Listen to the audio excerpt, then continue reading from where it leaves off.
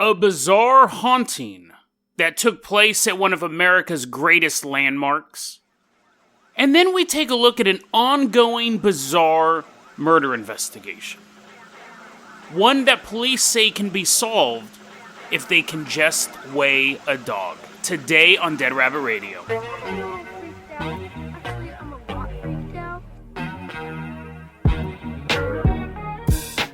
Hey everyone, welcome back to another episode of Dead Rabbit Radio. I'm your host, Jason Carpenter. I'm having a great day.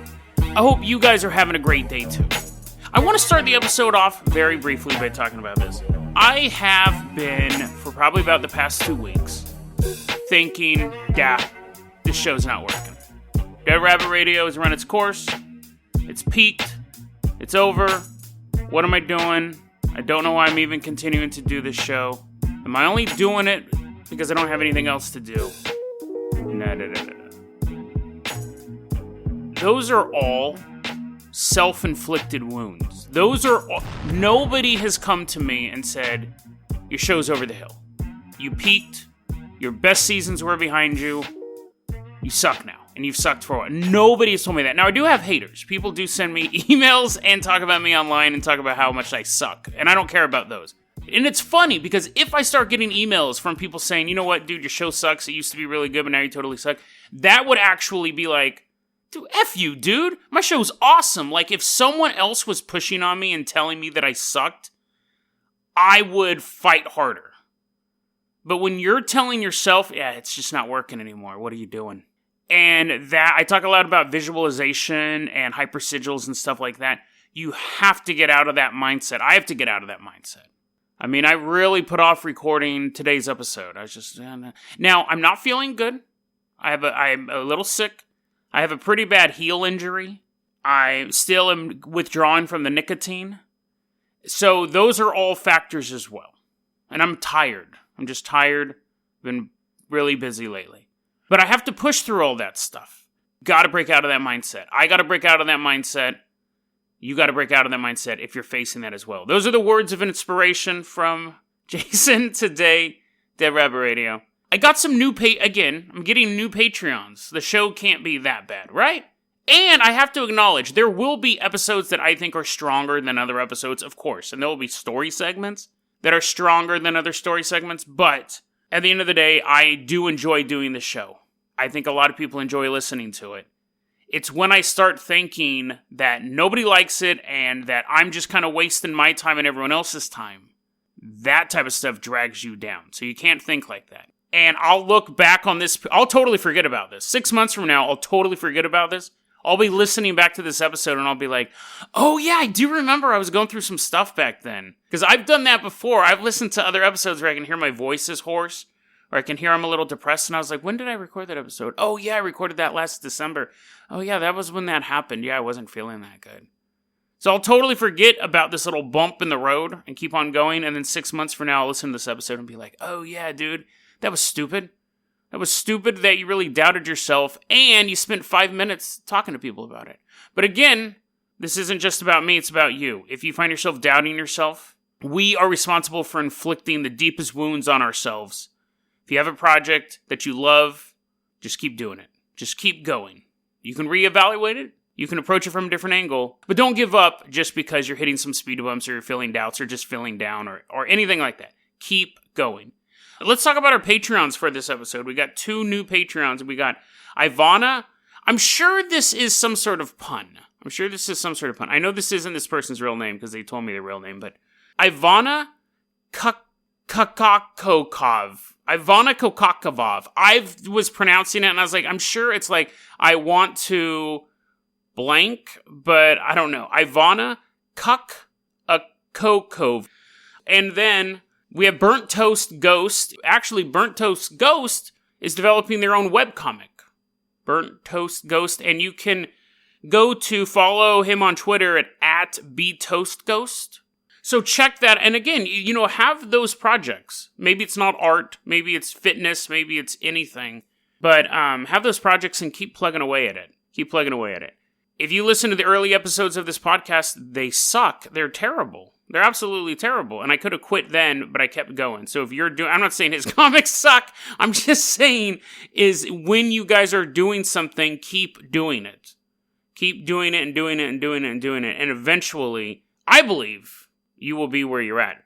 But you also want to have that visualization thing as well. And if I'm sitting here all depressed about my podcast, it's not going to help the podcast overall. I could be putting out the best episodes ever, but if I think the show sucks, I'm putting out into the universe, the show sucks, not going to attract new listeners. You have to put out the best content and have the best worldview about your content possible. It's the only way you're going to succeed. But thank you, Ivana, and thank you, Burnt, for supporting the Patreon. They're also both in the Minecraft server now, so that's pretty dope. They're not like Tron. They're not like teleported into it, as far as I know, but they're having fun in the Minecraft server. So if you can't support the Patreon, just get the word out about the show. Really, really helps a lot. Let's go ahead and get started now. Now, our first story, we're going to go to a little tiny island out in New York. So let's hop in the Dead Rabbit rowboat. We've been using this a lot. We're rowing.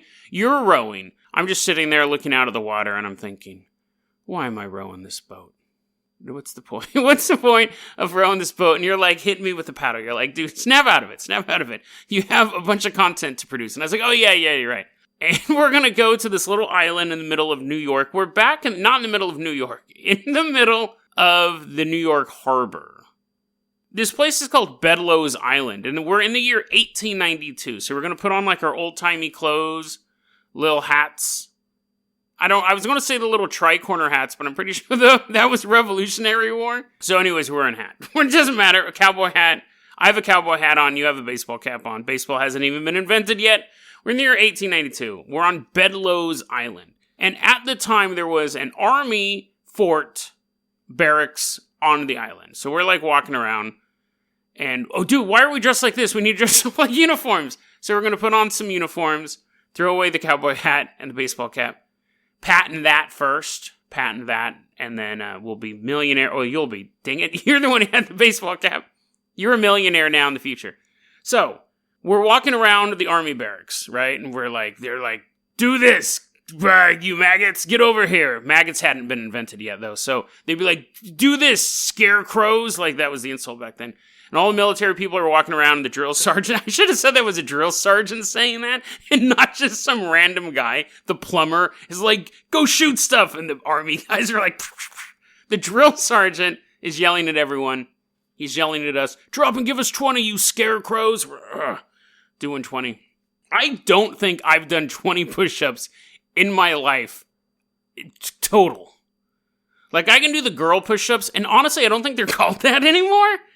You know the push-ups where you're on your knees? When I went to school, they were called girl push-ups. I'm sure there's a more politically correct explanation for them now. I still call them girl push-ups, and every so often someone will give me a bit of a side-eye. They'll be like, what?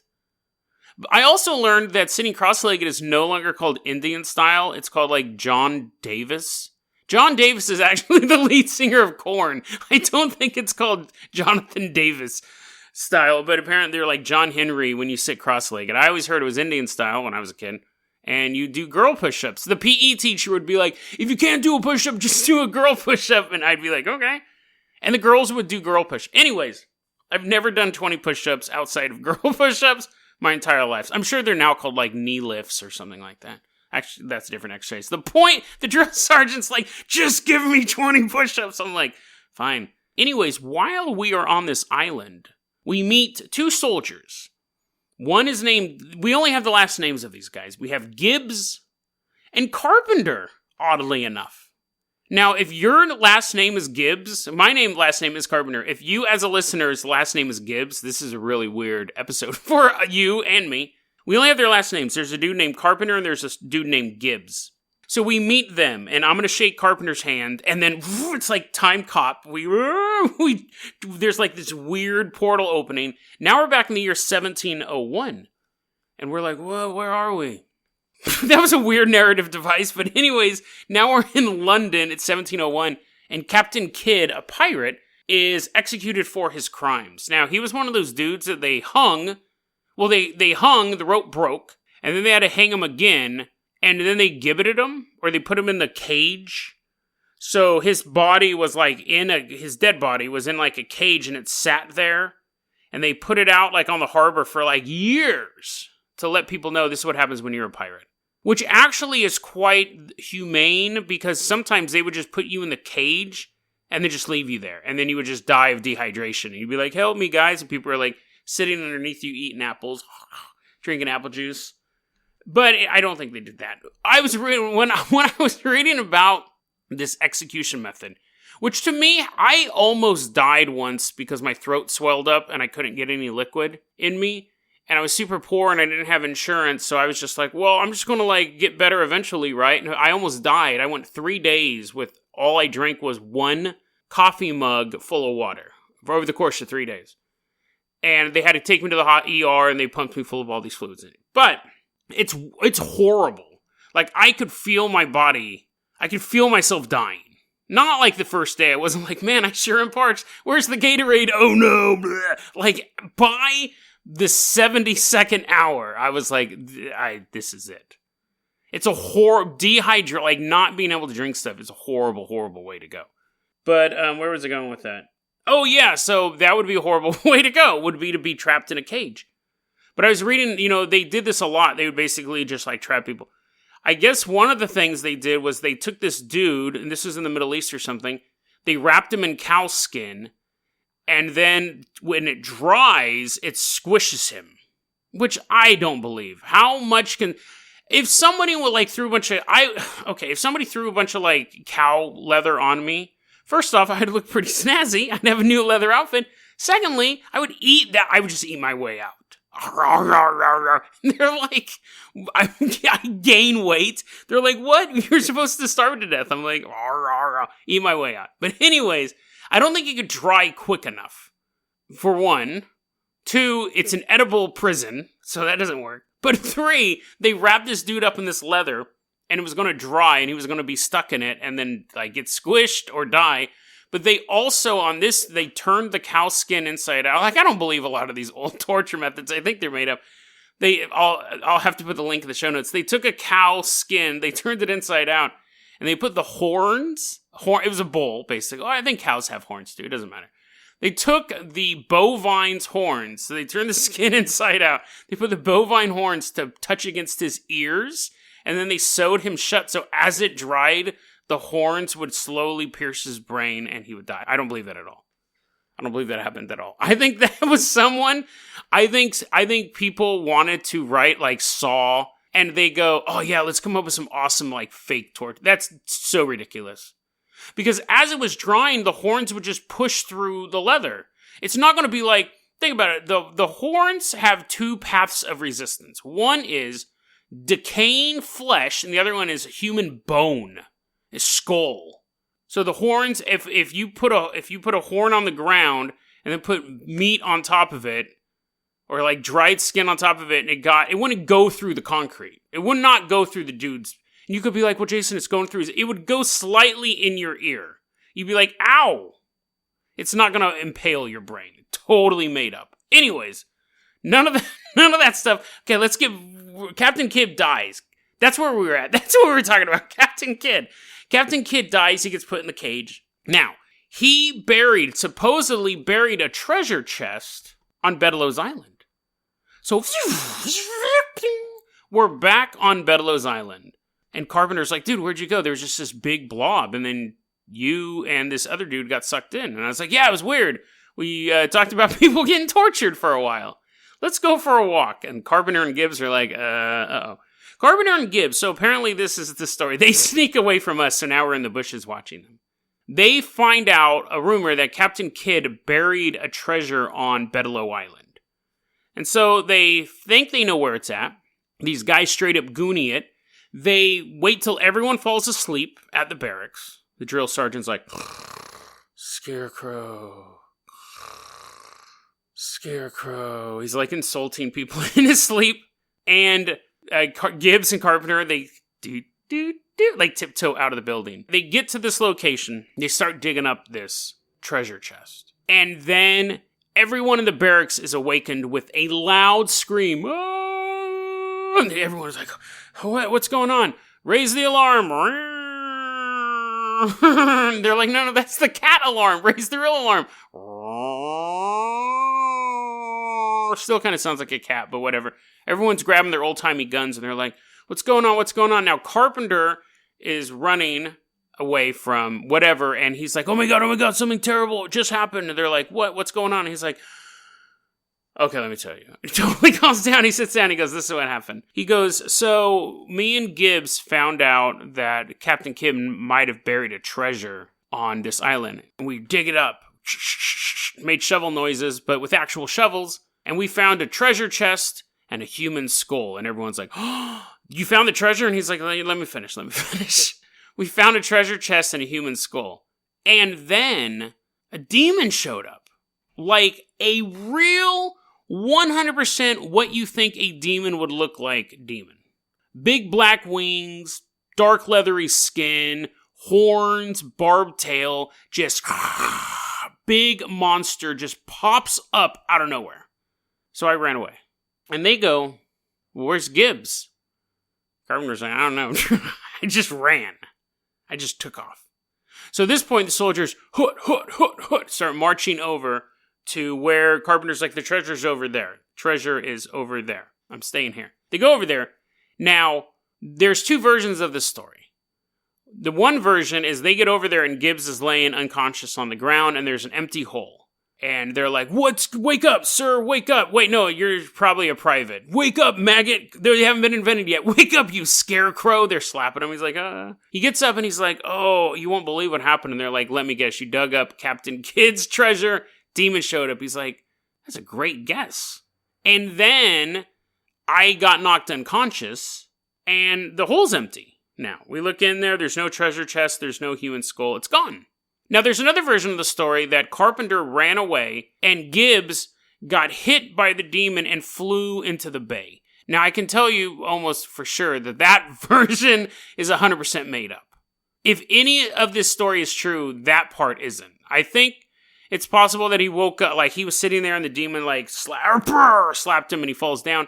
But the idea of him getting thrown, just the force of getting hit by something to make you travel more than a foot would most likely kill you. Like, you can get slapped and knocked down or punched and knocked down, but if you get punched with enough force, I mean, unless they were digging it up and then 30 inches away was the bay, that is 100% not true. He would have been killed on impact from both the blow that would send him flying out more than, a foot or two. And then the impact on the water, and then, obviously the water drowning and all that stuff. But anyway, so that version is most likely not true at all. But anyway, so the story is that they did find this treasure, demon showed up, Carpenter took off like a hero, he went to go get help, he wasn't cowardly, he wasn't running away. And then Gibbs got knocked down, treasure is gone.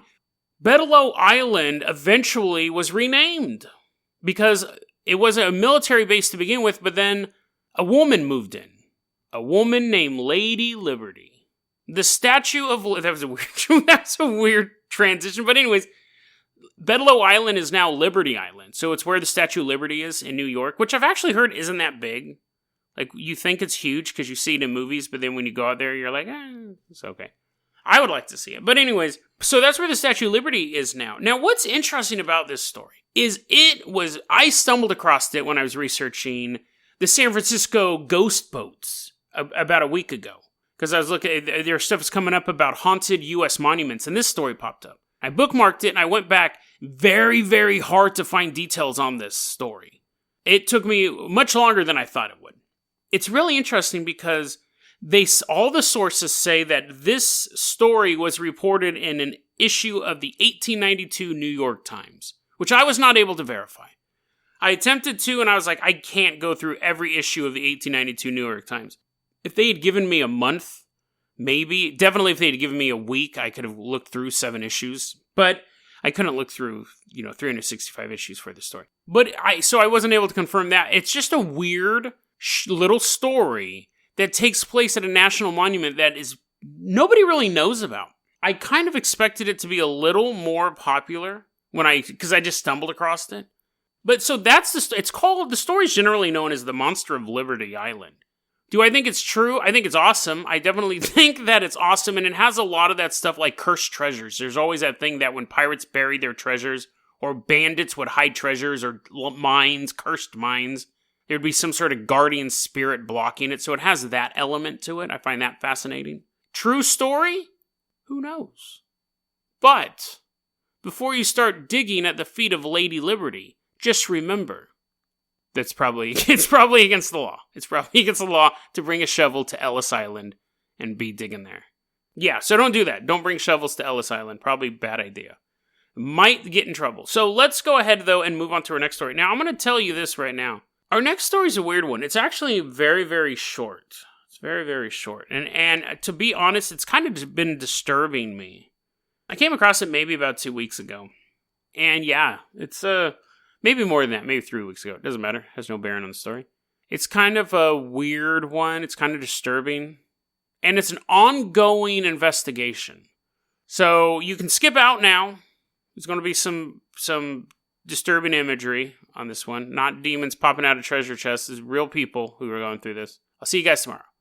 If you decide to stick around for this true crime story, just know it's kind of dark. So we're going to Albany Township, Pennsylvania. We're just going to walk. And you're like, Jason, does this have to be even more depressing? And I'm like, it's good exercise. Let's just get there. It's September 23rd, 2019. There's a little house in Albany Township. And there's a mom, so you can kind of figure out where this is going, named Lisa Snyder. And she's walking around her house, and she goes into her basement. Now, in her basement, there is like that giant basement support beam that kind of runs the length of the basement on the ceiling. And she starts walking into the basement, and there's that beam there, and there is a dog leash wrapped around the support beam of the basement ceiling. So it's wrapped around the middle, and then the two strands are coming off two opposite sides of the beam. So basically, if you took a jump rope or rope, I don't know why I said jump rope, wrapped it around that, and you had the two sides just kind of hanging there, that was what it looked like. She's walking on the stairs, she sees the dog leash, this long dog leash wrapped around like that.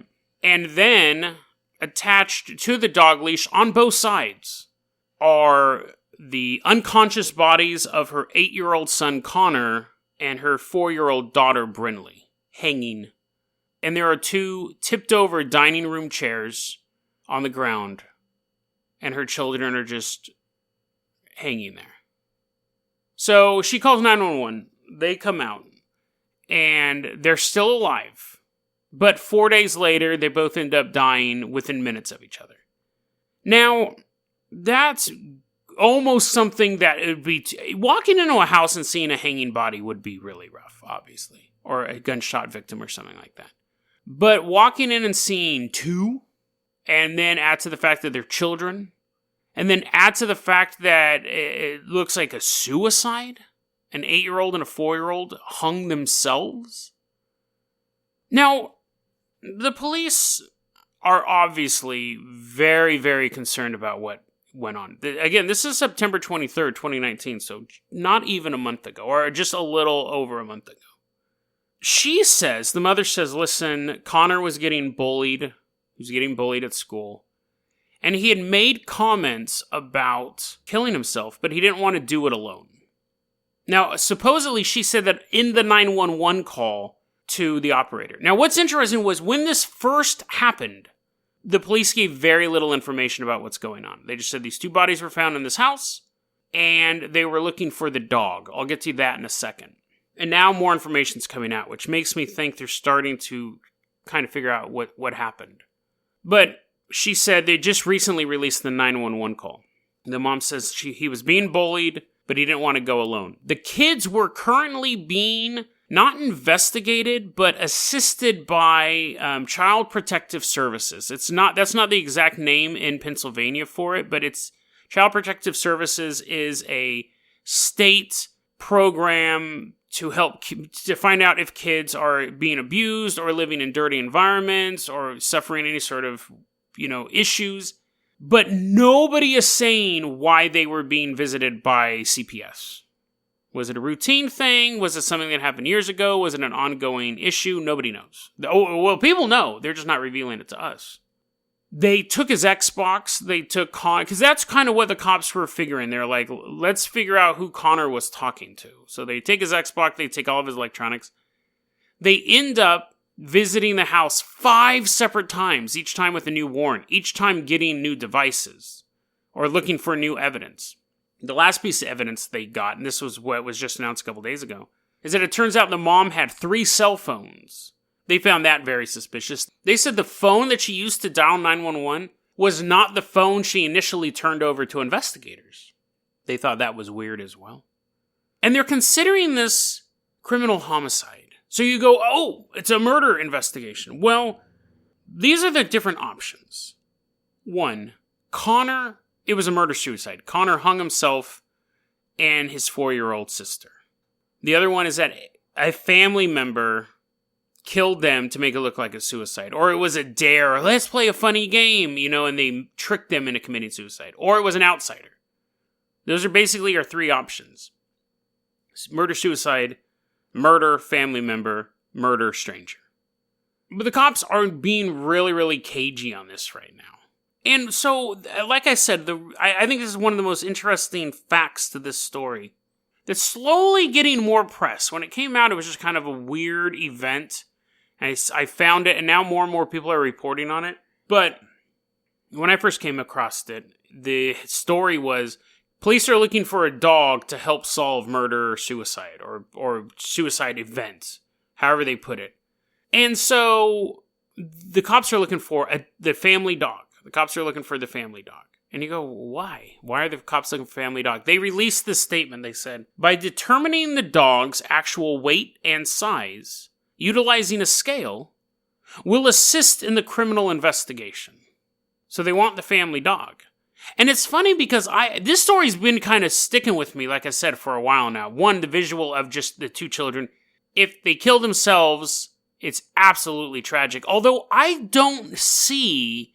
If they were hung in separate locations, I could see the 8-year-old killing the 4-year-old and then hanging himself, but it would be really hard to wrap the dog leash around the support beam, wrap it around the girl's neck, wrap it around your neck, and then even if you jumped off to make her fall off the chair or her not second guess it, I mean, he could have talked her into it. I mean, come on, dude, 4? But anyways... I can't even fathom that. This story's really bugged me.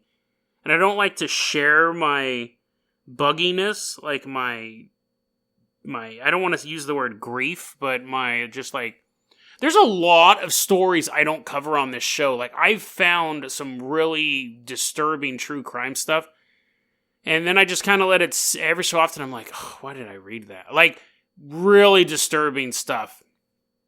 But this one, I was just like, this one is disturbing as it is, and maybe you're like, no, wait, man, I watch Rotten.com. It's disturbing, and that's fine. As disturbing as this one is, it's an ongoing investigation, and I think that it is it's interesting on that level. Like, this could really turn out to be anything. But anyways, the cops said, we want to find the dog, and I couldn't figure out why weighing the dog would be a factor at all. I was really kind of puzzled about that for a couple days. And then I think I figured it out. They want to know if the dog is a big dog, then it would need a big leash, a big long leash, and it would be enough to support the weight of an 8-year-old and a 4-year-old. If it was a tiny little schnauzer, then someone must have bought this leash or brought it with them. So you go, okay, fine, dude. Get the dog, weigh it, figure this out. It can't be that hard. And this is where I think the biggest clue to the suspect is. The mom goes, I gave the dog away. I gave the dog away to somebody. I don't have the dog anymore. Now, it's not being revealed to us whether or not she gave the dog away before or after this happened. It's not being revealed to us whether or not she's telling the police who she gave the dog away to, or if she's just like, oh, I just gave it away. I don't even remember who it was. But that's where we're at in this investigation right now. The cops are looking for a dog so they can put it on a scale to find out if the leash that was used to kill 2 children was the same leash to take care of the family dog. And you have a mother who's saying, I don't have it. I don't have the dog. Imagine being the police involved in this investigation.